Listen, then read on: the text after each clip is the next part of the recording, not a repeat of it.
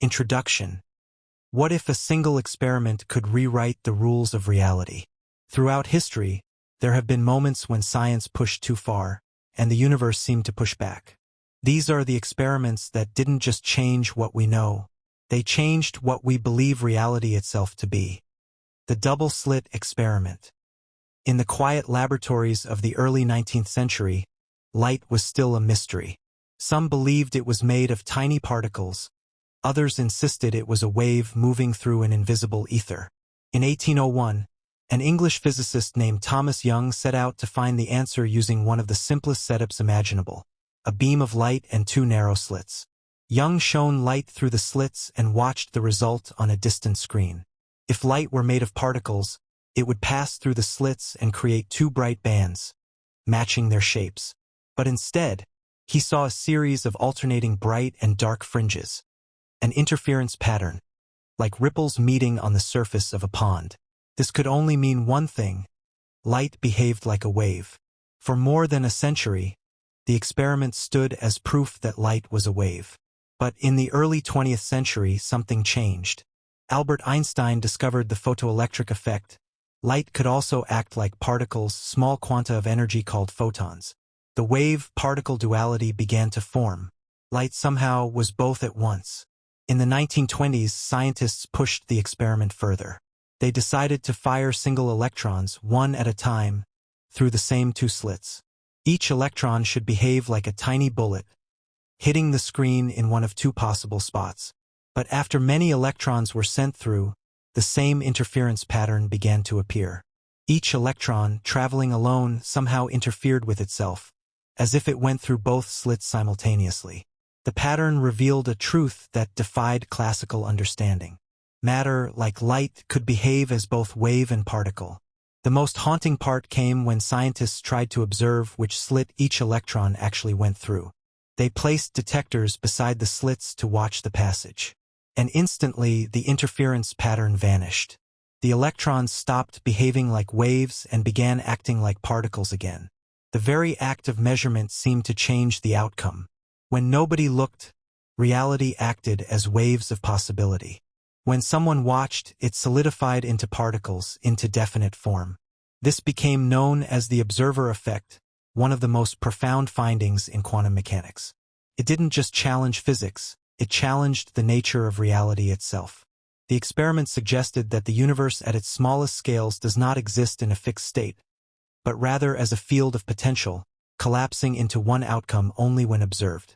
In later decades, the double-slit experiment was repeated countless times, with photons, electrons, atoms, even large molecules containing thousands of atoms. The same mysterious result persisted. Observation altered behavior. Reality responded to attention. Modern versions of the experiment, using precise detectors and delayed observation, only deepen the mystery. In some setups, the choice to measure, made after the particle had already passed through the slits, still seemed to determine whether the interference pattern appeared. Time itself appeared flexible, as though the past adjusted to the present act of observation. Physicists tried to interpret what this meant. The Copenhagen interpretation suggested that reality exists as a wave of probabilities until measured. Others, like Hugh Everett, proposed that every possible outcome occurs, splitting the universe into countless parallel versions. No single answer has yet resolved the paradox. Despite the theories, the experiment remains elegantly simple. Two slits, a beam of light, and a pattern that should not exist. It continues to serve as the quiet mirror of reality, reflecting something deeply strange about the relationship between the observer and the observed. Even now, more than 2 centuries after Young's discovery, scientists still perform the double-slit experiment, refining it with lasers and quantum detectors. Each repetition confirms the same unsettling truth. The boundary between perception and existence is thinner than we ever imagined. The double-slit experiment did not just change physics. It changed the way we understand what it means for something to be real. Between those two slits lies the space where the universe becomes aware of itself, where possibility turns into experience, and where the act of looking may, in some subtle way, create the world we see. The observer effect. In the heart of quantum mechanics lies a quiet enigma. the realization that observation is not a passive act. It does not merely record reality, it changes it. This strange phenomenon, known as the observer effect, emerged from experiments that sought to uncover the hidden rules of the microscopic world.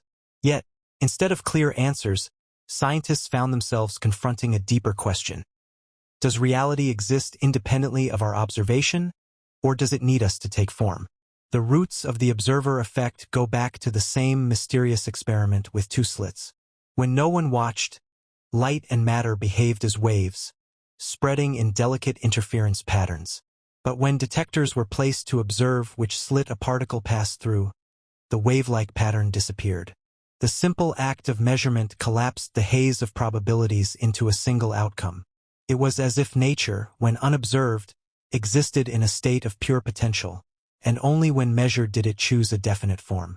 At first, physicists believed this was simply a limitation of their instruments. Perhaps their detectors disturbed the system, nudging particles out of their natural paths. But as experiments grew more refined, this explanation began to fall apart. Even the gentlest, non-intrusive measurements had the same effect. Observation itself seemed to alter the behavior of particles, not through mechanical interference, but through the very act of acquiring information. This idea found its most precise expression in the mathematics of quantum mechanics. In the 1920s, Werner Heisenberg formulated his uncertainty principle, showing that certain pairs of properties, like position and momentum, could never be measured simultaneously with perfect accuracy. The more precisely one was known, the less certain the other became. The universe, at its most fundamental level, refused to be pinned down. Reality was not a fixed sculpture but a fluid, shimmering pattern of probabilities. To describe this, Niels Bohr introduced the concept of wave-function collapse. A particle, before being observed, exists as a wave, a mathematical cloud of possibilities. Observation forces this cloud to collapse into a single, definite state. The observer does not simply watch what happens. They help decide what happens. This was not a statement of philosophy, but of physics, confirmed repeatedly by experiments. In time, the observer effect began to raise unsettling implications beyond the laboratory. If particles do not take definite states until observed, what role does consciousness play in shaping the physical world? Could observation itself, awareness, be woven into the structure of reality? Some scientists resisted the idea, preferring to see observation as any form of interaction, even between unconscious measuring devices and particles. Others, however, saw a more profound link between mind and matter, between knowledge and existence. The quantum eraser experiment, developed decades later, deepened the mystery. In this variation of the double-slit test, scientists could choose to erase or preserve information about which path a particle took, even after it had already passed through the slits. Strangely, if the which path information was erased, the interference pattern returned. The decision to observe or not seemed to reach backward in time, changing the outcome of events that had already occurred. Observation did not simply record reality. It rewrote it. Beyond quantum mechanics, the observer effect has parallels in everyday experience. On a psychological level, human behavior often changes when it is watched. People work harder under surveillance, speak differently in front of cameras, and act more cautiously when they know their actions are being seen.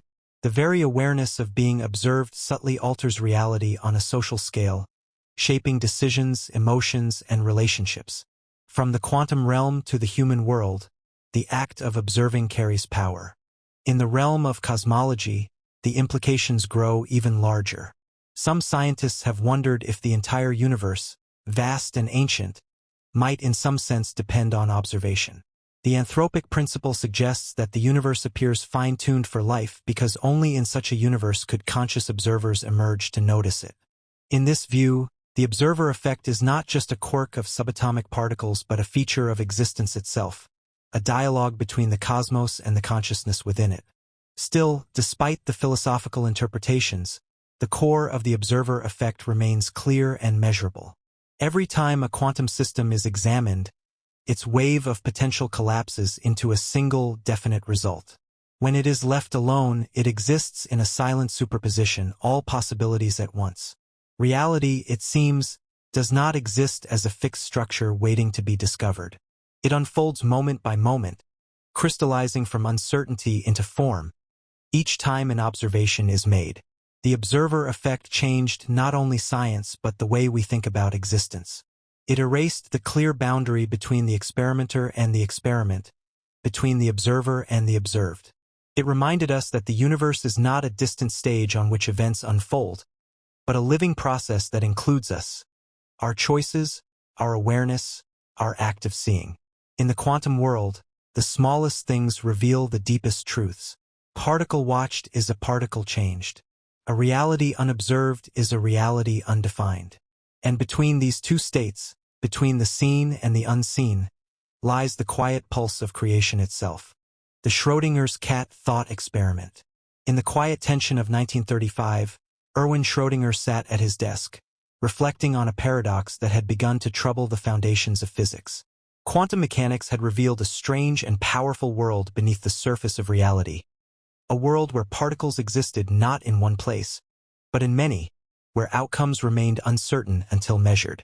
The mathematics worked perfectly. The predictions matched experiments. Yet what it all meant seemed impossible to grasp. Schrödinger decided to illustrate the absurdity of these ideas by translating them from the atomic world into something familiar. He imagined a sealed box, ordinary, silent, and opaque. Inside it, he placed a cat. Alongside the cat, he imagined a small amount of radioactive material, a Geiger counter, a vial of poisonous gas, and a hammer mechanism. The setup was simple. If a single atom of the radioactive material decayed, the Geiger counter would detect it, trigger the hammer, and shatter the vial, releasing the gas that would end the cat's life.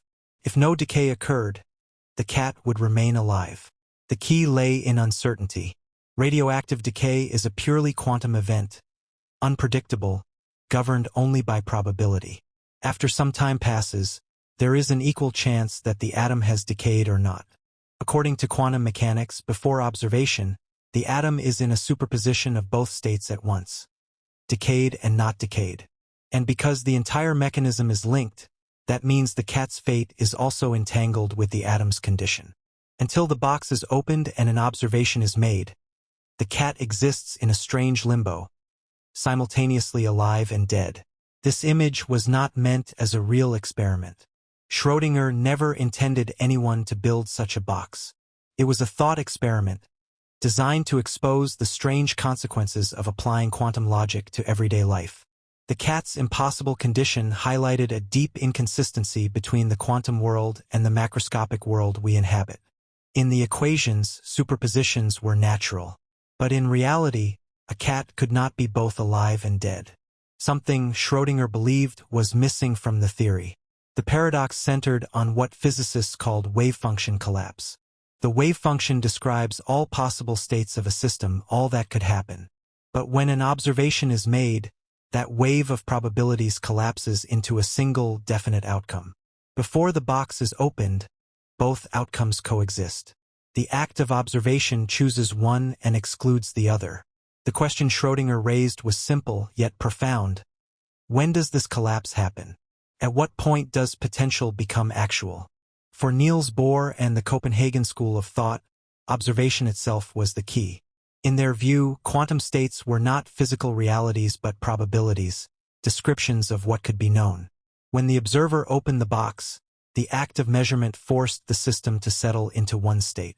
Before that, it had no definite existence. Reality, in this interpretation, was not a fixed picture but a process, something that became real only when measured.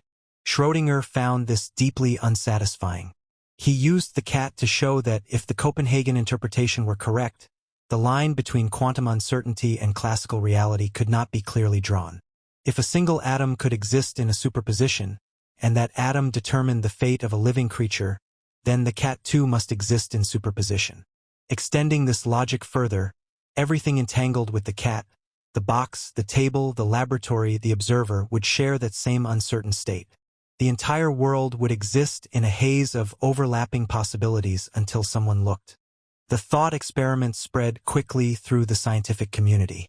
Some physicists embraced it as a demonstration of quantum mystery.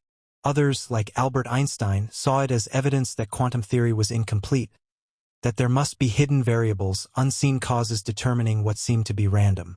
Decades later, Hugh Everett offered another interpretation, that the wave function never collapses at all. Instead, every possible outcome occurs, each in its own branch of reality. In one universe, the cat is alive. In another, it is dead. Both outcomes are equally real, separated forever in the fabric of the multiverse. Whether symbolic or literal, Schrödinger's cat became one of the most enduring images in science, a metaphor for uncertainty, consciousness, and the fragile boundary between potential and reality. It represents a moment suspended between two worlds, one governed by classical certainty, the other by quantum probability. In the decades that followed, experiments with photons, electrons, and molecules continued to confirm that quantum superposition was real, even if its connection to macroscopic objects remained uncertain. The cat itself was never built, yet its shadow lingers over every discussion of measurement and reality. The Schrödinger's cat thought experiment changed the way we understand observation, not as a simple act of seeing, but as a fundamental process in which the universe decides what is real. The unopened box remains one of the quietest and most haunting symbols in science, a reminder that, beneath the surface of certainty, reality is still waiting to be chosen. The Stanford Prison Experiment. In the summer of 1971, in the basement of Stanford University's psychology building, an ordinary corridor was quietly transformed into a mock prison. The walls were lined with barred doors, surveillance cameras, and small cells. It was meant to be a simple study, an exploration of how social roles could shape human behavior. But within days, it became one of the most disturbing and revealing psychological experiments ever conducted. The study was led by Philip Zimbardo, a young psychologist interested in understanding the dynamics of power and authority. He and his team selected 24 healthy, educated young men from the local area, all screened to ensure they had no history of psychological or criminal issues. The group was divided randomly into two roles, guards and prisoners. The assignment was arbitrary. No one's personality or background determined which side they would play. The experiment was designed to last 2 weeks. On the first morning, real police officers from the Palo Alto department arrived at the participants' homes without warning. They arrested the prisoners, handcuffed them, and transported them to the makeshift Stanford County Jail. The young men were stripped, searched, and issued plain uniforms marked only by identification numbers. From that moment, they were no longer individuals. They were prisoners. The guards, meanwhile, were given khaki uniforms, mirrored sunglasses, and wooden batons. They were told to maintain order but were given no specific instructions on how to enforce it. Zimbardo, acting as the prison superintendent, observed from behind the cameras, watching the interactions unfold. What began as a simulation soon began to feel real. Within hours, the guards began asserting their authority. They used commands, humiliation, and psychological tactics to maintain control. Prisoners were made to do push-ups, clean toilets with their bare hands, and obey arbitrary rules. Some guards adopted a calm, professional attitude. Others quickly grew authoritarian, enjoying their newfound power. The situation escalated faster than anyone expected. By the second day, rebellion broke out. The prisoners barricaded their cell doors and refused to follow orders. In response, the guards used fire extinguishers to force them out, stripped them naked, and removed their bedding. To regain order, they divided the group, creating privileges for compliant prisoners and punishments for those who resisted. The divide-and-conquer strategy turned participants against one another. The atmosphere became tense, oppressive, and unpredictable. Over the following days, the line between role and reality blurred completely.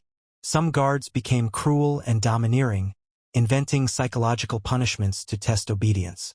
The prisoners, in turn, began showing signs of severe emotional distress, crying, rage, and withdrawal. One prisoner suffered a full breakdown after less than 36 hours and had to be released. Others followed, showing symptoms of anxiety and depression. Zimbardo, immersed in his role as superintendent, initially failed to see how far the experiment had gone. It took the intervention of an outsider, graduate student Christina Maslach, who visited the prison on the 6th day. She was shocked by what she saw. Exhausted, broken participants and guards who seemed to have lost their sense of morality. Her confrontation with Zimbardo forced him to see what the study had become. He ended the experiment that night, just 6 days after it began. In its short duration, the Stanford Prison Experiment revealed something unsettling about human nature. Ordinary people, placed in positions of power and given social permission to enforce control, could become oppressive and even sadistic. Likewise, those placed in powerless positions could become submissive, compliant, and emotionally fragile. The transformation required no special cruelty or weakness, only a system that defined who had power and who did not. After the experiment ended, the participants were debriefed. Many were shaken by what they had done or endured. The guards expressed guilt and confusion. The prisoners described a sense of helplessness that felt real, despite knowing it had all been a simulation.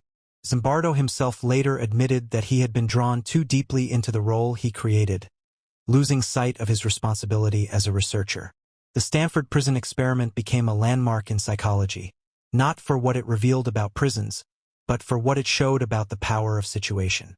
It demonstrated that context, authority, and environment can profoundly shape human behavior, even overriding personal morality. The study was later criticized for its ethics and methodology. Some questioned Zimbardo's influence over participants and whether the guards were encouraged to act harshly. Yet despite the debate, the experiment remains one of the most cited examples of how fragile the boundary between role and reality can be. What began as an attempt to study social dynamics became a mirror of human potential, both for empathy and for cruelty. It reminded psychology, and perhaps the world, that the circumstances we create can transform us more completely than we imagine. The Milgram Obedience Experiment. In the early 1960s, as the world tried to understand the psychology behind the atrocities of the Second World War, one man sought to answer a haunting question. How far will an ordinary person go when ordered to harm another? The man was Stanley Milgram, a young social psychologist at Yale University. His work would reveal one of the most unsettling truths about human obedience and authority, and would forever change the ethics of psychological research. The experiment took place in a modest laboratory on the Yale campus in 1961. Each participant arrived believing they were taking part in a study about learning and memory. They were introduced to another man, a friendly, middle-aged volunteer named Mr. Wallace. What they didn't know was that Mr. Wallace was an actor, working with the experimenter. The true subject of the study was not the learner, but the person administering the test, the so-called teacher. Milgram, wearing a gray lab coat, explained the procedure with calm authority. The teacher would read a list of word pairs to the learner, then test his memory. For every mistake the learner made, the teacher was to deliver an electric shock using a large machine with switches labeled from 15 to 450 volts, ranging from slight shock to danger, severe shock. The teacher was told that the shocks could be painful but not dangerous. The learner, strapped to a chair in another room, was connected to electrodes, fake ones, though the teacher did not know that. The experiment began quietly. The learner made small mistakes, and the teacher pressed the first few switches. The shocks were mild at first, accompanied by a polite grunt or a soft protest from the other room. But as the voltage increased, the learner's reactions became more intense. Cries of pain, pleas to stop, pounding on the wall. Eventually, at the highest levels, silence. The experimenter, sitting nearby, remained calm and firm. Whenever the teacher hesitated, he would say one of 4 scripted prompts. Please continue. The experiment requires that you continue. It is absolutely essential that you continue. You have no other choice. You must go on. The authority was quiet but absolute. Most participants showed signs of deep tension, sweating, trembling, nervous laughter. Some covered their faces or begged to stop. Yet when prompted, the majority continued pressing the switches, moving further up the scale of pain. The machine's final setting, 450 volts, was marked simply as XXX. 2/3 of participants, 65%, reached that final switch, believing they had delivered lethal shocks to an innocent man, simply because an authority figure told them to do so. After the experiment ended, Milgram revealed the truth. The learner had not been harmed. There were no real shocks. The screams had been recordings. The true focus of the study was to observe obedience, how ordinary people respond to commands that conflict with their conscience. Many participants expressed relief, but also guilt. Some could not believe they had been capable of such compliance. Others justified their actions, saying they were simply following instructions. Milgram's findings were shocking to the public and to science itself. They suggested that obedience to authority could override personal morality, even among educated, well-meaning individuals. It was not that people were inherently cruel, but that under the right conditions, social structure and authority could compel them to act against their own values. The experiment mirrored the defense many war criminals had given years earlier. "I was only following orders." Milgram conducted many variations of the study. When the authority figure was physically closer, obedience increased. When the victim was in the same room, it decreased. When others refused to participate, subjects were more likely to stop as well. These variations showed that obedience was not fixed, but situational, shaped by proximity, pressure, and shared responsibility. It revealed how easily the moral compass could bend in the presence of authority. The experiment's impact went far beyond psychology. It influenced ethics committees, teaching methods, and even political theory. It forced scientists to reconsider the boundaries of human experimentation. Many criticized Milgram for deceiving his subjects and causing distress, yet even his critics acknowledged the importance of what he uncovered. His work showed that the capacity for obedience lies not in a few pathological individuals, but in nearly everyone. Milgram's conclusion was simple, yet deeply unsettling. Ordinary people performing ordinary tasks can become agents in a destructive process when they believe they are obeying legitimate authority. The experiment did not reveal monsters, it revealed human beings. Over time, the Milgram Obedience Experiment became one of the most cited and discussed studies in the history of psychology. It offered a window into the fragile relationship between conscience and control, between personal responsibility and institutional power. It showed that the danger lies not only in those who give orders, but in those who obey them without question. Decades later, when asked what his research had truly shown, Milgram answered quietly, "It is not so much the kind of person a man is, but the kind of situation in which he finds himself." In that single insight lies the heart of the experiment, and perhaps the most sobering reflection of what it means to be human. The Rosenhan Experiment. In the early 1970s, the field of psychiatry stood at a crossroads. Mental hospitals across America were filled with patients diagnosed with schizophrenia, depression, paranoia, yet few questioned how reliable these diagnoses truly were. It was in this atmosphere that David Rosenhan, a psychologist from Stanford University, designed one of the most controversial experiments ever conducted in psychology. His question was simple but profound. If sanity and insanity exist, how can we tell the difference? Rosenhan's idea was bold. He recruited 8 pseudo-patients, a mix of men and women, including psychologists, a painter, a graduate student, and even Rosenhan himself. None of them had any history of mental illness. Their task was to gain admission to psychiatric hospitals by reporting a single symptom, that they were hearing voices. The words they claimed to hear were deliberately vague, empty, hollow, thud. Beyond this fabricated symptom, they were to behave normally, answer questions truthfully, and act entirely sane once admitted. The results were astonishing. Between 1972 and 1973, all 8 pseudo-patients were admitted to different hospitals across the United States. Every single one received a diagnosis of schizophrenia. Once inside, the pseudo-patients stopped simulating any symptoms. They spoke and acted as they normally would. Yet their normal behavior was still interpreted through the lens of illness. Writing notes was seen as obsessive. Asking staff questions was considered paranoid. The label of insanity changed the meaning of everything they did. Rosenhan and his colleagues carefully documented their experiences. They observed the sterile, mechanical routines of psychiatric life, the medication rounds, the locked doors, the long silences.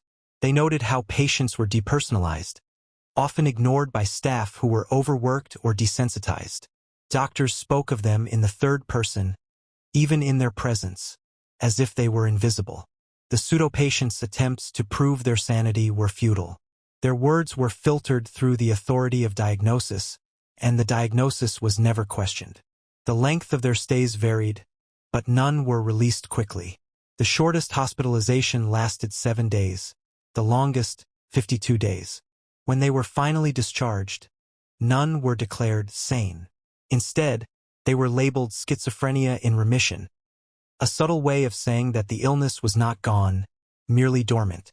The label, once applied, had become indelible. After their release, Rosenhan published his findings in the journal Science in 1973, under the title On Being Sane in Insane Places. The paper shook the psychiatric world to its core. Rosenhan concluded that psychiatrists could not reliably distinguish the sane from the insane in psychiatric hospitals. The boundaries between health and illness were not as clear as science had assumed.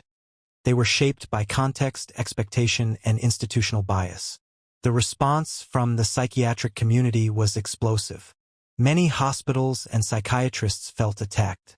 One prestigious institution challenged Rosenhan, claiming that such an error could never happen in their facility. Rosenhan accepted the challenge and told them that, within the next 3 months, one or more pseudo-patients would attempt to gain admission. The hospital staff eagerly began evaluating every new patient, suspicious and alert.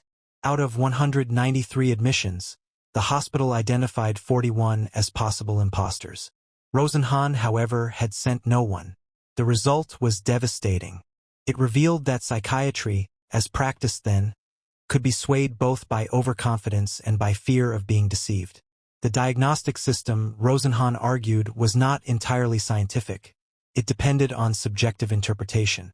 The label of mental illness could shape perception more than actual behavior ever could. The ethical implications were immense. The experiment led to serious reflection on how mental health diagnoses were made, how patients were treated, and how institutional settings could strip away individuality. It also inspired reforms: improved diagnostic criteria, more humanized approaches to treatment, and eventually the development of the DSM-3, a more standardized manual for psychiatric classification. Yet, despite its impact, the Rosenhan experiment has remained deeply controversial. Critics argued that the deception was unethical, that it embarrassed dedicated medical professionals, and that Rosenhan exaggerated some of his findings. Others countered that the results simply revealed what society had long ignored, that once a person is labeled mentally ill, everything they say and do is interpreted through that label, no matter how rational they may be. The experiment's true power lay not just in its data, but in its metaphor. It showed that sanity and insanity are not fixed states of being. They are reflections of how we see and are seen by others. It questioned the authority of institutions that define normality and the fragile boundaries between perception, behavior, and belief. In the years that followed, Rosenhan withdrew from public attention. He never revealed the names of the hospitals involved, nor the identities of most pseudo-patients. But the echoes of his work continued to ripple through psychology, psychiatry, and philosophy. It reminded the world that the mind cannot always be measured by systems and scales, that context shapes meaning, and that labels can imprison as surely as walls.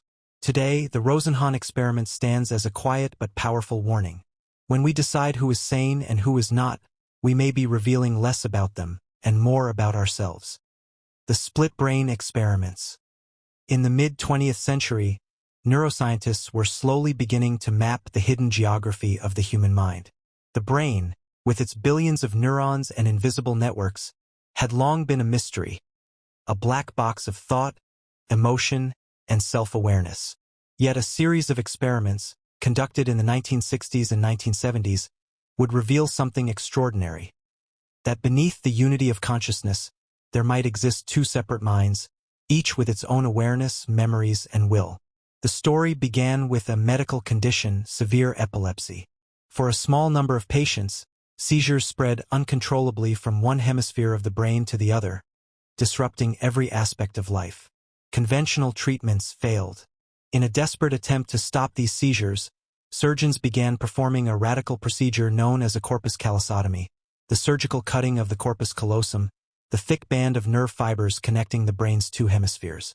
By severing this bridge, they hoped to prevent electrical storms from crossing between sides.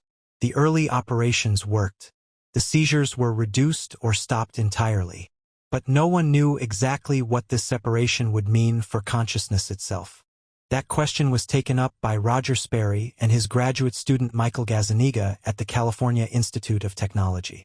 In the 1960s, they began a series of tests that would forever change our understanding of the mind. Sperry and Gazzaniga's approach was simple but ingenious.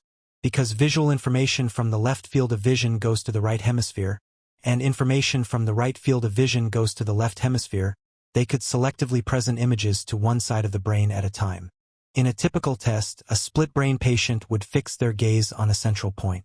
A word or image would then flash briefly on one side of the screen, too fast for the eyes to move. If the image appeared on the right, it was processed by the left hemisphere, which controls language.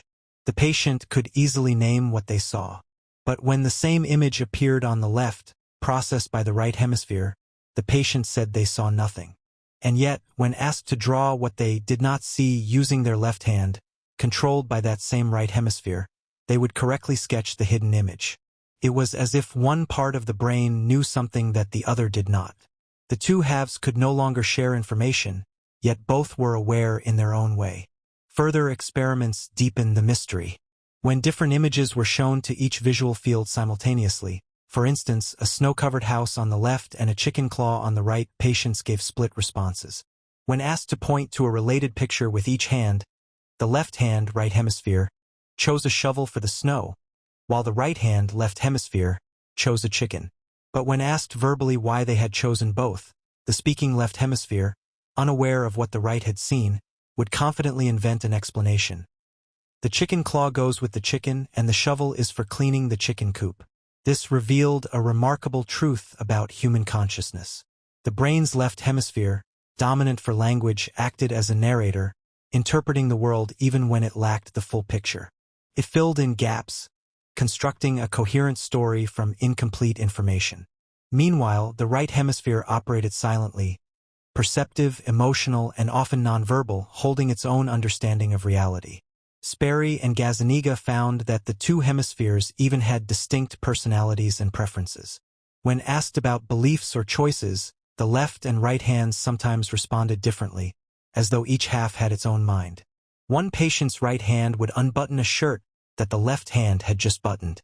Another could draw two different pictures at once, one with each hand, independent, simultaneous expressions from separate centers of control.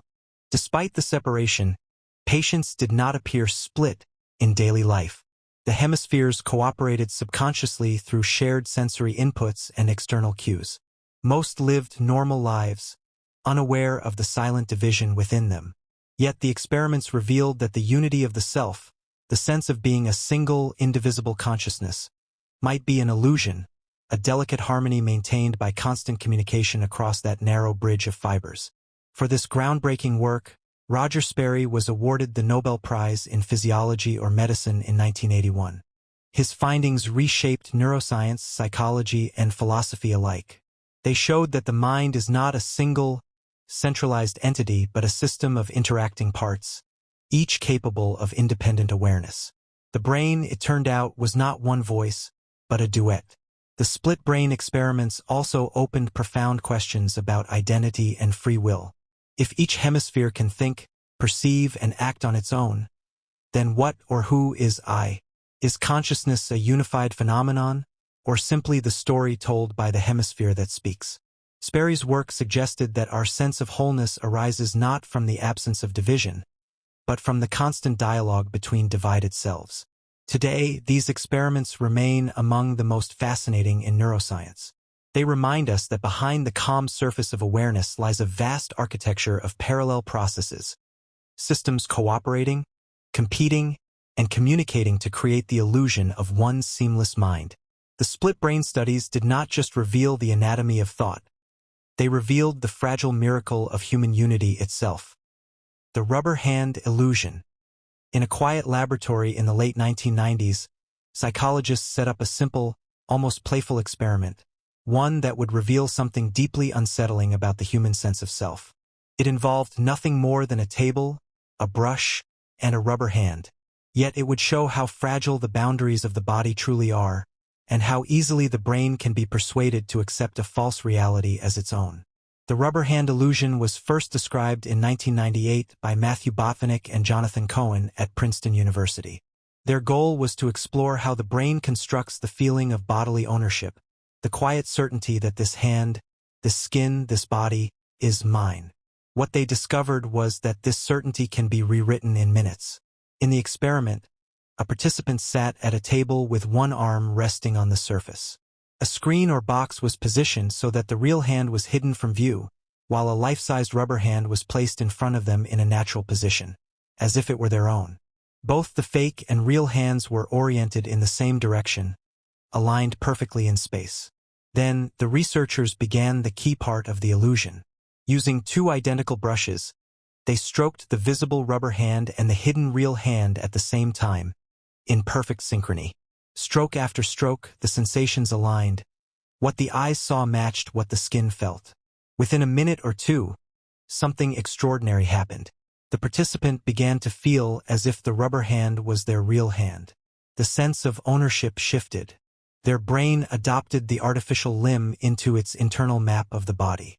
When the researchers suddenly struck the rubber hand with a hammer or knife, participants reacted instinctively, gasping, flinching, or even sweating as if their own body were under threat. Their minds had fully accepted the illusion. The simple coordination of sight and touch had convinced the brain to redraw the boundaries of self. What the rubber hand illusion revealed was that body ownership is not fixed. It is a dynamic construction. The brain continuously integrates information from multiple senses, vision, touch, proprioception, to maintain a coherent sense of the body in space. When those signals are manipulated, the brain's model of self adjusts to fit them, even if it means embracing an artificial hand made of rubber. Follow-up studies confirmed how robust and flexible this illusion could be. When the strokes were asynchronous, out of time between the real and rubber hand, the illusion vanished. Without the precise rhythm of sensory agreement, the brain refused to accept the fake hand as its own. The synchronization, it turned out, was crucial. The mind trusts what the senses agree upon, even if it defies logic. Researchers soon began exploring deeper variations of the illusion. In one version, participants saw a virtual hand in augmented reality instead of a physical rubber one, and the illusion persisted. In another, the fake hand changed color, size, or position, and yet the feeling of ownership adapted so long as the sensory feedback remained consistent. The illusion could even extend to entire bodies. Through carefully timed visual and tactile cues, participants could be made to feel as though they occupied another person's body or an out-of-body viewpoint, observing themselves from across the room. These findings reached far beyond curiosity. They offered insight into how the brain constructs identity, not as something absolute, but as a flexible, multisensory experience. The sense of I arises from the integration of signals, constantly updated and recalibrated. The body is not merely something we inhabit. It is something the brain imagines and maintains through perception. For neuroscience, this was a profound realization. It suggested that our sense of presence, of being anchored within our skin, is the result of continuous prediction and correction, the brain aligning what it expects to feel with what it actually perceives. When these signals align, the illusion of self remains seamless. When they conflict, strange experiences can occur.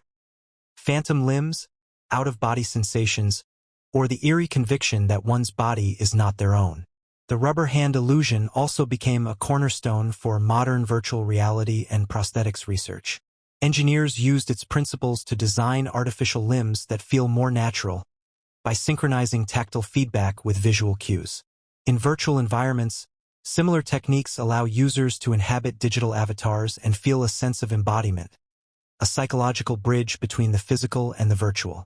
But beyond its scientific importance, the illusion carries a quiet philosophical weight.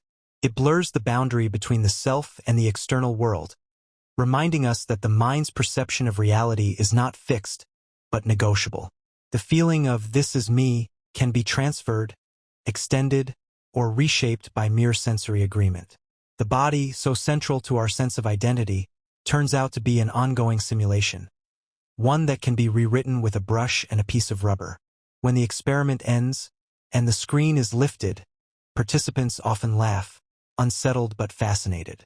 They look down at their real hand as if seeing it anew, a reminder that even the most intimate sense of self is not beyond illusion. The rubber hand illusion, in its quiet simplicity, exposes a profound truth, that reality, even when felt through our own skin, is still something the brain constructs.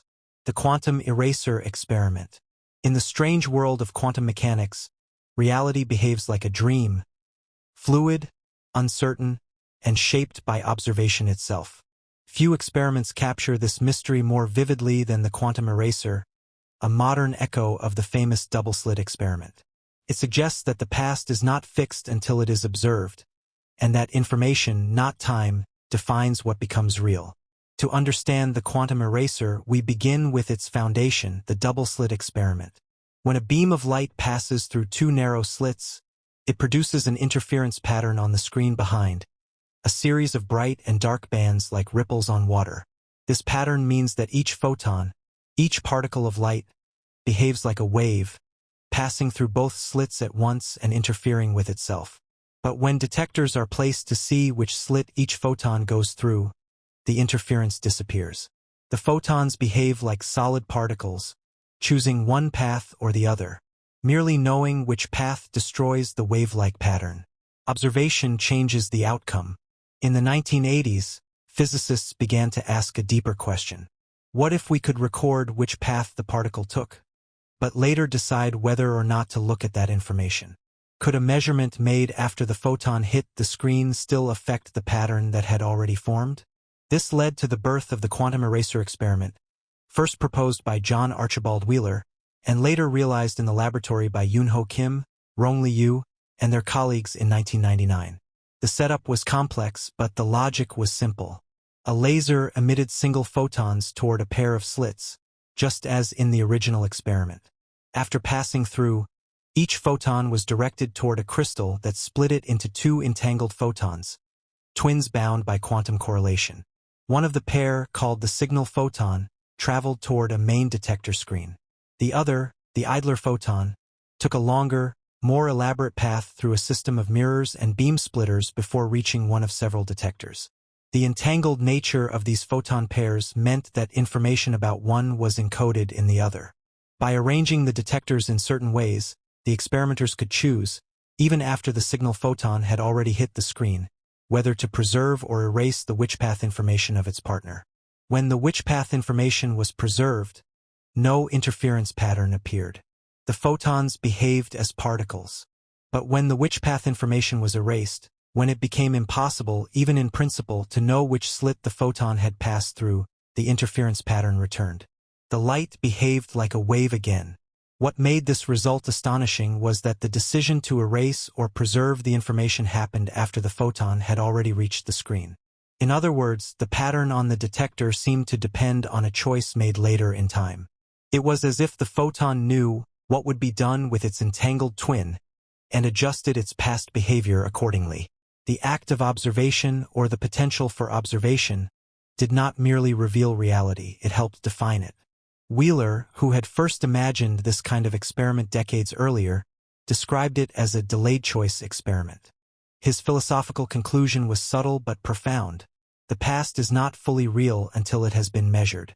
The universe, in a sense, completes itself retroactively through observation. Reality is not a static picture but a dynamic relationship between what is and what is known. Physicists have long debated how to interpret this. In the Copenhagen interpretation, the experiment reflects the collapse of the wave function, a shift from probability to actuality once information becomes available. In the many worlds interpretation, all possible outcomes occur, but the observer's reality branches into one specific version. Others, favoring quantum information theory, suggest that it is not time or matter being altered, but the availability of knowledge itself that defines the system's behavior. Regardless of interpretation, the quantum eraser experiment confirmed that measurement in quantum mechanics is not a passive act. It is participatory. The universe responds not just to observation, but to the potential for it, as though knowledge itself were woven into the structure of existence. Subsequent variations of the experiment have only deepened the enigma.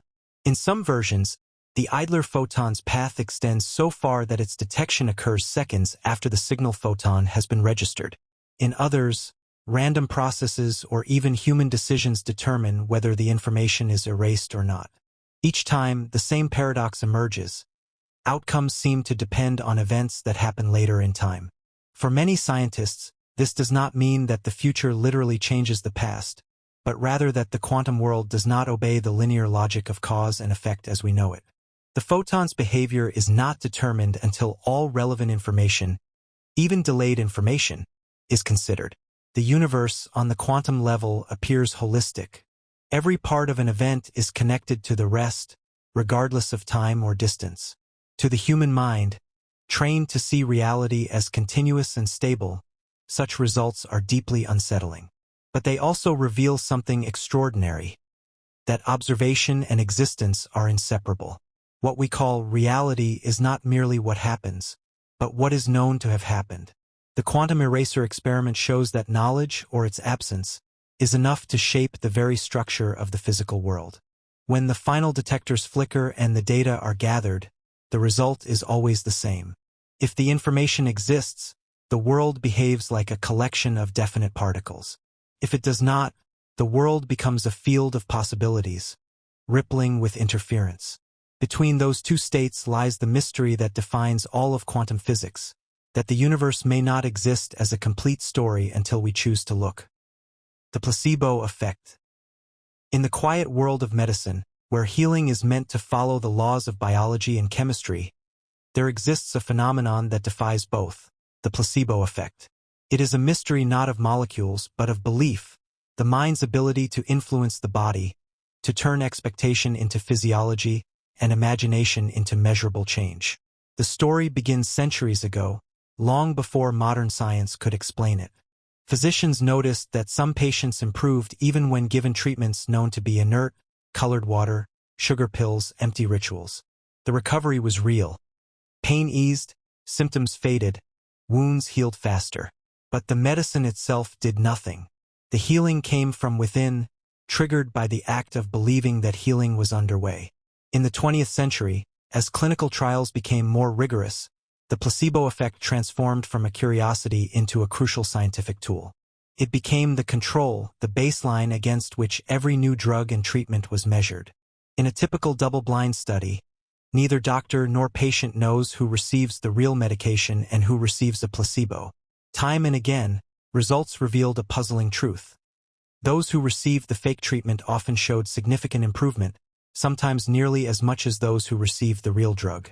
The mechanism behind this strange power lies at the intersection of psychology, neurobiology, and expectation. When a person takes a pill, even one made of sugar, the brain anticipates relief. This expectation activates complex neural pathways that can release real biochemical substances. Endorphins, the body's natural painkillers, dopamine, which elevates mood and motivation, and even changes in immune function and hormone levels. In essence, the brain enacts the healing it believes is happening. In one famous study, patients with severe pain were given either morphine or a saline injection that they were told was morphine.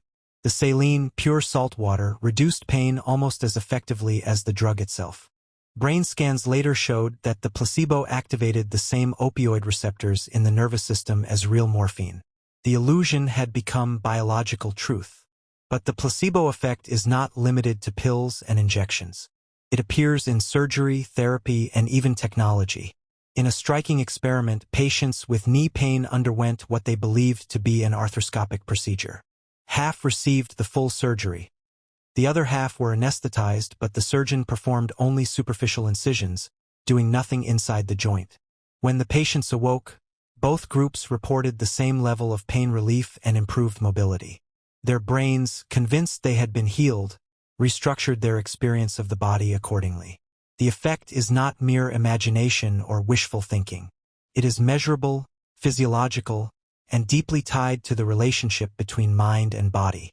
The belief in treatment, the trust in a doctor, the smell of antiseptic, the sound of medical instruments. All of these act as signals to the brain that healing is expected. The body, obeying its own ancient wiring, responds in kind. Just as powerful, however, is the nocebo effect, the dark mirror of the placebo.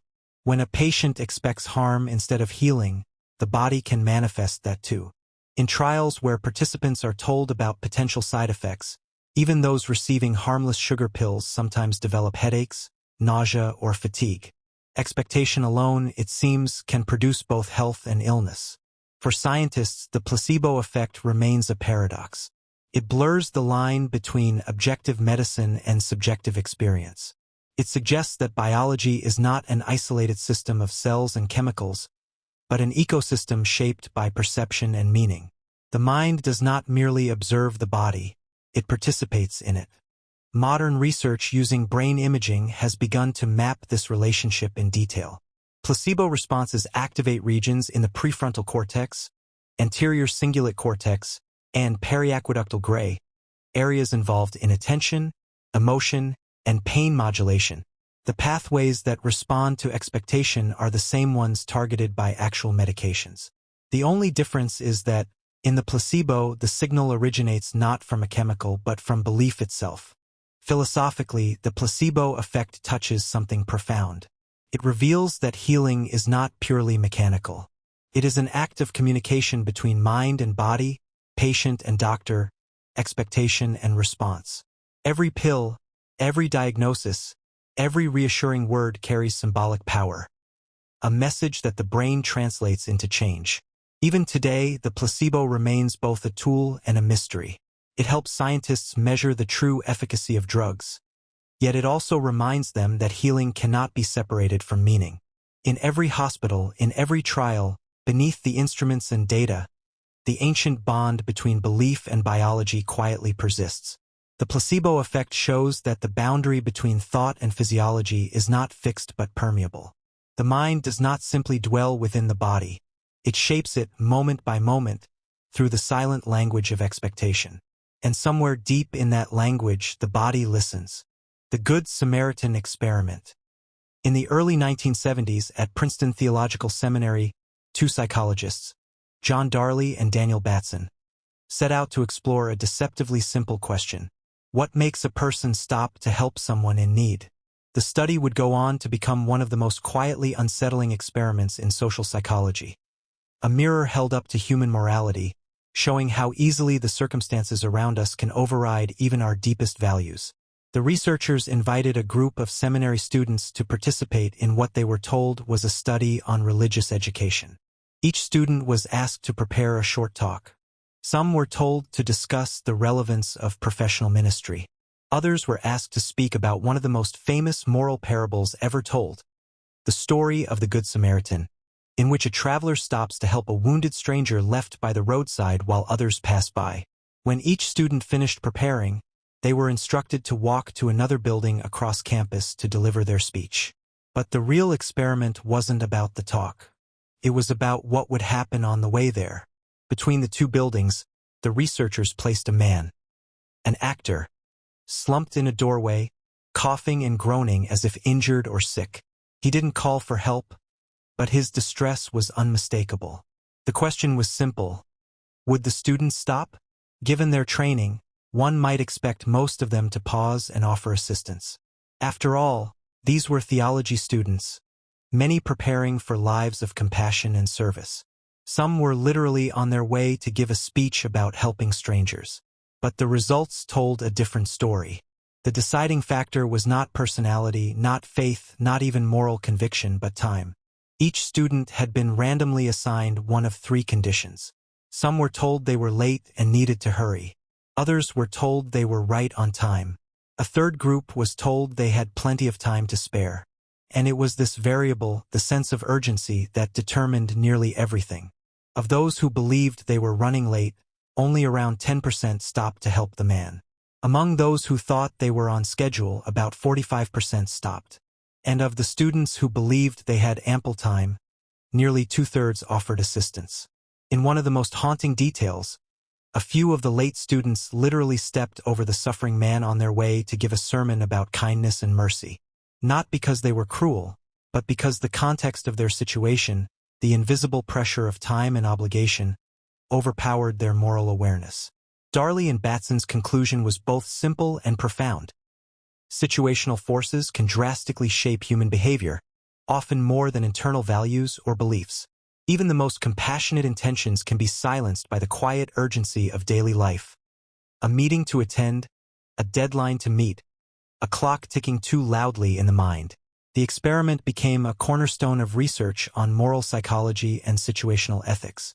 It challenged the comforting idea that goodness is a fixed trait within us, and suggested instead that it's a fragile state, easily influenced by context. In other words, being good isn't just about who you are, it's about where you are, when, and under what pressure. Subsequent studies have echoed these findings. People are far more likely to help others when they are relaxed, unhurried, and emotionally present. But as stress increases, as cognitive load rises or time shrinks, empathy often collapses. It isn't that people stop caring. Rather, their attention narrows. The world becomes a tunnel, and the suffering of others fades to the periphery. There's something deeply human in this finding, both humbling and compassionate. It reminds us that morality is not just a matter of willpower, but also of awareness. To notice another person's pain, one must first have the mental space to see it. In the decades since, the Good Samaritan Experiment has taken on a symbolic meaning beyond academia. It reflects the quiet tragedies of modern life, the times we pass by those in need, not because we are indifferent, but because we are distracted, overwhelmed, or simply late. It reveals how easily empathy can be suffocated by urgency. For philosophers and theologians, the results struck a nerve. The biblical story of the Good Samaritan teaches that compassion is measured not by belief, but by action. Yet the experiment showed how fragile that action becomes when the mind is preoccupied. Even the most devout heart can fail the simplest moral test when time runs short. Today, the experiment continues to echo in discussions of ethics, psychology, and everyday life. It asks us to look at our own routines, the rush between appointments, the constant noise of responsibility, and wonder how often we might be walking past someone who needs us. Not out of cruelty, but out of hurry. In its quiet, unsettling way, the Good Samaritan Experiment teaches one of the most profound lessons of all. That kindness to exist must have space. That morality isn't just a belief we hold, but a moment we notice. And that sometimes, changing the world doesn't begin with greater virtue, but with simply slowing down enough to see. The Marshmallow Test. In the late 1960s, at Stanford University, psychologist Walter Mischel designed one of the most deceptively simple experiments in the history of psychology. It involved a room, a single marshmallow, and a child. But from this small setup emerged some of the most influential insights ever found about human self-control, willpower, and the lifelong struggle between desire and discipline. Each session began quietly. A young child, usually between 4 and 6 years old, was led into a small room, sparsely furnished, with a single chair and a table. On the table sat a plate. On the plate, a marshmallow. The researcher explained the rules. The child could eat the marshmallow at any time. But if they waited until the researcher returned, about 15 minutes later, they would receive a second one as a reward. 2 marshmallows instead of 1. A simple choice, and yet a deeply human dilemma. After the instructions, the adult left the room. A hidden camera recorded what happened next. Some children gave in almost immediately. They stared at the marshmallow for a moment, picked it up, sniffed it, and took a bite. Others tried to resist, covering their eyes, turning away, or singing to distract themselves. A few touched the treat gently, as if testing the boundary between permission and temptation. And a small number waited the full 15 minutes, earning their second marshmallow with quiet pride. To most observers, it looked like a test of patience. But to Mischel, it was something deeper, a window into the mind's ability to imagine the future and act accordingly. Those who managed to wait weren't necessarily stronger. They simply found creative ways to think about time. Some visualized the marshmallow as a picture, not a real object. Others imagined it as something else entirely. A cloud, a toy, a white rock. They redirected their attention away from the immediate desire and toward the reward that lay ahead. Years later, Michel followed up with the same children as they grew older. The results were striking. Those who had waited longer for the second marshmallow tended, on average, to achieve higher academic performance, better emotional regulation, and greater resilience under stress. The findings suggested a powerful idea: that the ability to delay gratification might predict success in life more reliably than raw intelligence. The Marshmallow Test quickly became one of the most famous experiments in modern psychology. It entered public culture as a symbol of willpower, proof that discipline and foresight were keys to happiness and achievement. But over time, researchers began to look closer, questioning whether the story was quite so simple. Decades later, replication studies found that the relationship between waiting time and future success was weaker than originally thought. When researchers controlled for socioeconomic background, family stability, and parental education, much of the correlation disappeared. Children from more secure households tended to wait longer. Not because they were inherently more disciplined, but because they had learned that promises were trustworthy, that rewards would actually come. For others, waiting wasn't logical. It was risky. If the world around you often fails to deliver what it promises, taking what's in front of you becomes the rational choice. This shift in understanding didn't diminish Michel's work. Instead, it deepened it. The Marshmallow Test was no longer a moral tale about willpower. It was a study of context, trust, and the subtle ways environment shapes behavior. It showed that self-control is not just an inner trait, but a reflection of one's experience with the world. Still, the experiment endures, not as a judgment but as a metaphor. Every human life is filled with its own versions of the Marshmallow Test. Moments where the immediate pleasure stands in front of a distant, uncertain reward. To save or to spend. To rest or to work. To act now or to wait. The struggle between present desire and future benefit is woven into the fabric of decision-making itself. In the quiet simplicity of that room at Stanford, the experiment captured a universal tension. The push and pull between impulse and foresight, between emotion and reason. A child staring at a marshmallow becomes a mirror for the adult mind. The same hesitation, the same rationalizations, the same fragile dance between wanting and waiting. Walter Mischel's lifelong message was not about suppressing desire, but about understanding it. He found that the ability to delay gratification could be strengthened, that strategies like distraction, visualization, and reframing could reshape how people respond to temptation. In other words, self-control wasn't a fixed trait. It was a skill, one that could be learned, practiced, and refined. When Michel reflected on the experiment years later, he described it not as a test of morality, but as a portrait of human imagination. The ability to picture the future vividly enough to guide behavior in the present was, to him, one of the mind's most remarkable achievements.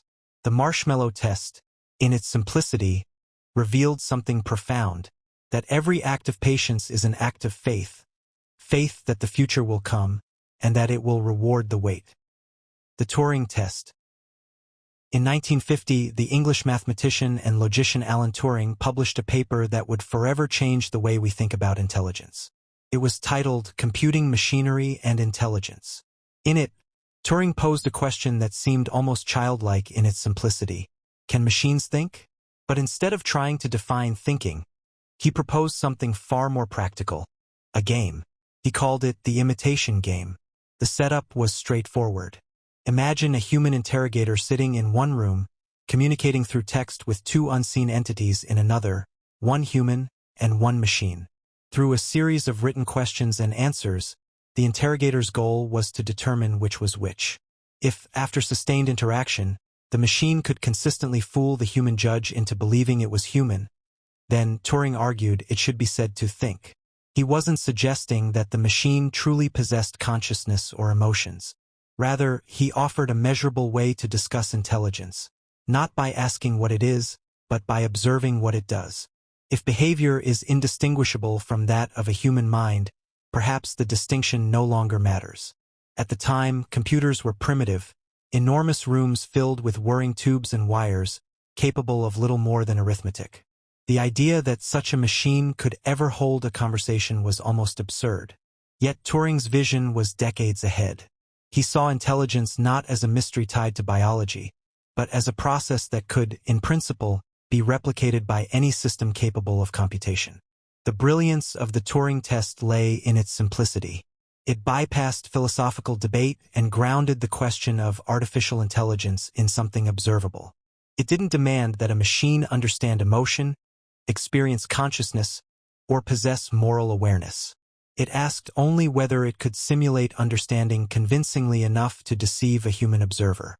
Turing predicted that within 50 years, machines would be able to imitate human conversation well enough that ordinary people would not be able to tell the difference for more than a few minutes. It was an astonishingly bold prediction for 1950, and one that would prove both visionary and hauntingly accurate. Over the decades that followed, programmers tried to build systems that could pass the test. Early attempts, like the 1960s chatbot Eliza, used simple pattern matching to mimic a psychotherapist. Though primitive, people still found themselves responding to it as if it were sentient. They projected empathy and understanding onto lines of text written by an algorithm. It became clear that humans are often eager to believe in intelligence, even when it's only a reflection of their own words. In later years, more advanced systems emerged, from expert systems to modern neural networks, each edging closer to Turing's imagined threshold. And as technology evolved, the debate shifted. The question was no longer whether machines could imitate intelligence, but whether imitation was enough. If a machine behaves as though it understands us, do we owe it recognition as a mind? Or is it still only an illusion, a shadow of thought cast by the real thing? Philosophers like John Searle challenged Turing's premise with the famous Chinese room argument, suggesting that simulation does not equal comprehension. A machine could manipulate symbols perfectly without ever understanding their meaning. But others argued that understanding itself might be nothing more than the consistent manipulation of symbols, that our own minds, at their core, could be seen as biological versions of the same process. The Turing test became less a measure of technology and more a mirror reflecting the human definition of thought. It revealed how much of intelligence is interaction, how meaning is created not within a single mind, but in the space between two communicators.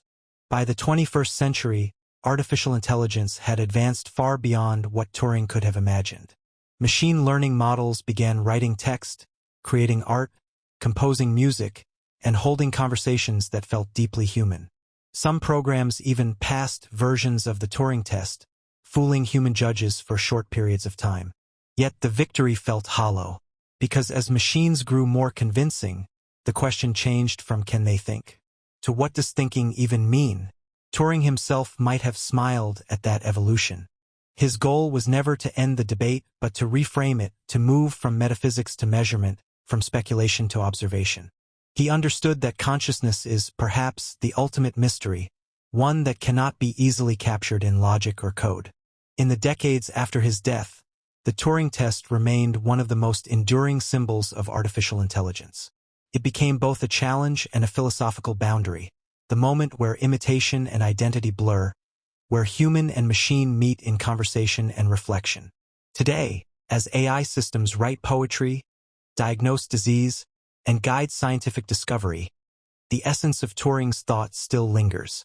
The line he drew has not disappeared, it has simply shifted. The test is no longer about tricking a human judge.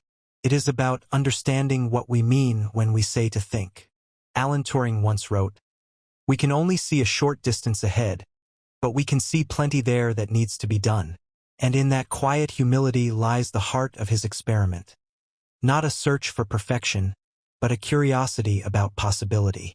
The Turing test endures not as a measure of machines, but as a reflection of ourselves, of our desire to create, to understand, and to see our own minds echoed in the systems we build.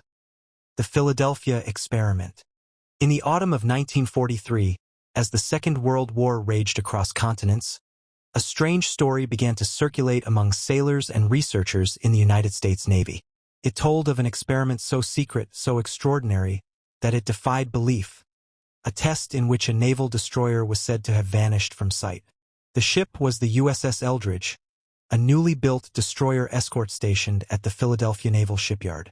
According to legend, the U.S. Navy had been conducting classified research into advanced electromagnetic fields, part of an attempt to make ships invisible to radar and perhaps, in theory, invisible altogether.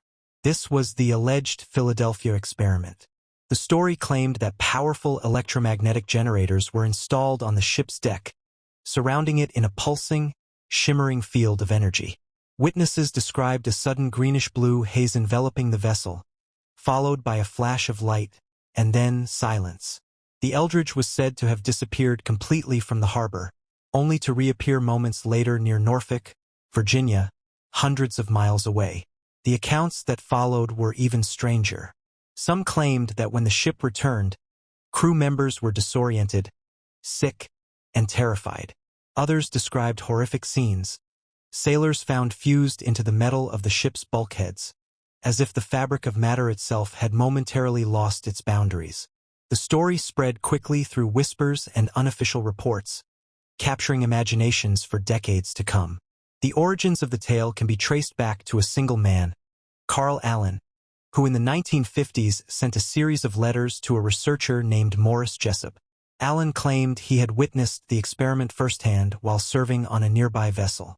His descriptions were vivid, full of scientific jargon, references to unified field theory, and Einstein's unfinished ideas about electromagnetism and gravity. Jessup, fascinated but skeptical, shared the letters with the Navy. Soon after, he died under mysterious circumstances, fueling even more speculation. In the years that followed, the Philadelphia experiment became a cornerstone of modern conspiracy lore. Books, documentaries, and films reimagined it as everything from a failed teleportation test to an accidental time travel experiment. Some versions suggested that the ship had slipped briefly into another dimension, others that it had traveled forward in time before reappearing. The myth deepened, layer upon layer, until it blurred completely with science fiction. Yet when historians and physicists examined the claims, they found no credible evidence. The Navy denied that any such experiment had ever been conducted, pointing out that the supposed technology, the kind that could warp space-time or render large objects invisible, was decades beyond anything possible in the 1940s. Official logs placed the USS Eldridge in entirely different locations at the time.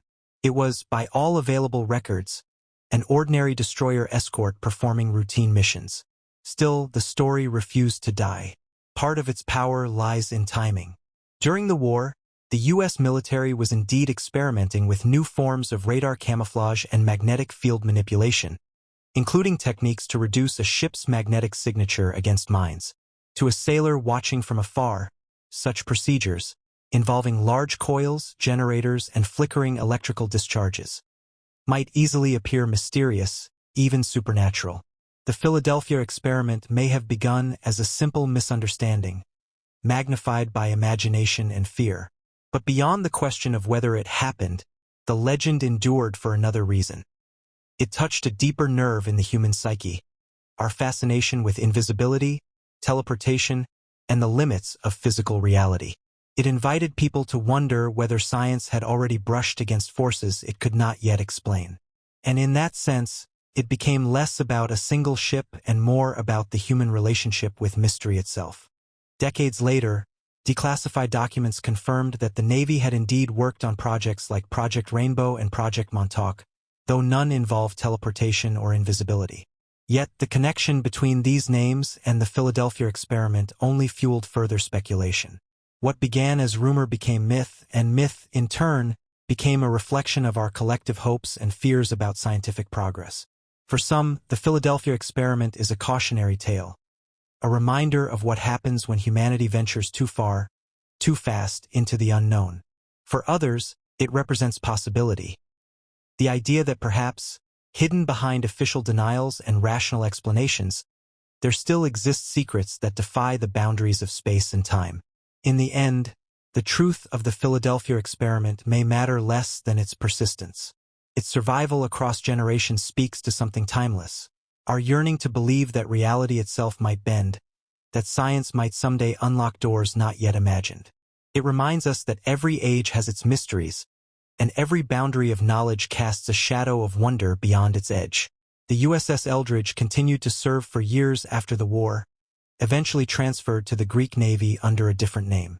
It became an ordinary ship again, silent, unremarkable, stripped of myth.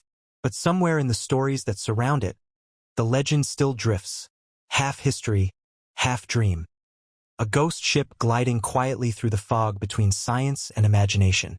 The Large Hadron Collider Experiments.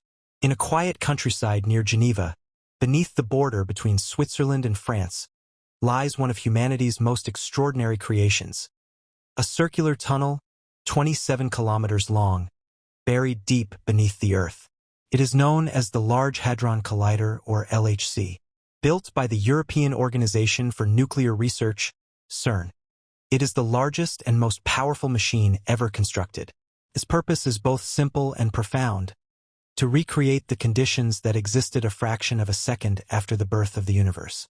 To see, within controlled bursts of energy, how reality itself began. The collider was first activated in 2008, after more than a decade of construction. Inside its underground ring, two beams of protons are accelerated in opposite directions, guided by enormous superconducting magnets cooled to near absolute zero. The particles race around the ring at 99.999999% of the speed of light, before being directed into collision points, brief, controlled moments of unimaginable energy, where matter shatters into its most fundamental components. For the scientists who designed it, these collisions are windows into the invisible architecture of existence. Every burst of energy, every trace recorded by the detectors, carries within it echoes of the universe's first moments, the blueprint of everything that would one day become stars, planets, and life. Among the collider's most famous achievements was the discovery of the Higgs boson in 2012, the elusive particle predicted nearly 50 years earlier by physicist Peter Higgs. Its detection confirmed the final missing piece of the Standard Model, the framework that describes all known particles and forces, except gravity. It explained why matter has mass, why particles that should move at light speed instead slow down, interact, and build the substance of the world. Without the Higgs field, nothing we know could exist. When the discovery was announced, scientists wept. Not because the Higgs boson was magical or mysterious, but because it represented the culmination of a journey, a half-century of human curiosity, precision, and collaboration. Thousands of people from more than 100 countries had worked together to build a machine capable of glimpsing a single, fleeting event that vanishes in less than a trillionth of a second. But the Large Hadron Collider was never meant to stop at confirmation. Its deeper mission continues: to explore the unknown, to look beyond the Standard Model into questions that still haunt physics, the nature of dark matter, dark energy, and the possibility of extra dimensions. These mysteries are not small. Together, dark matter and dark energy make up about 95% of the universe. Yet they remain invisible and unexplained. We live surrounded by something we cannot see, feel, or measure directly. And so, the collider hums quietly beneath the Earth, sending tiny fragments of matter crashing together, searching for traces of the unseen. Not everyone greeted its creation with calm curiosity.